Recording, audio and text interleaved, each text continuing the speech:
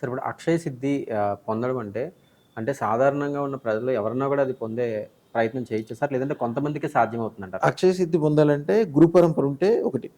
సుమారుగా 30 సంవత్సరాలు గురు పరంపర ఉంటే కొద్దిగా స్టార్ట్ అవుద్ది. మాది 300 సంవత్సరాల నుంచి గురు పరంపర ఉంది.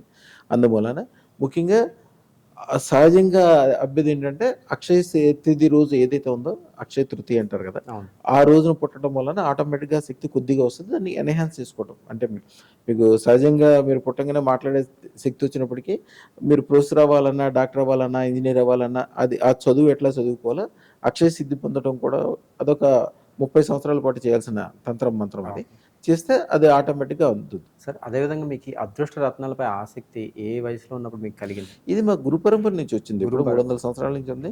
మా తాతగారైతే ఎన్టీ రామారావు గారు మన సీనియర్ ఎన్‌టిఆర్. ముఖ్యమంత్రి గారు. యాహ్!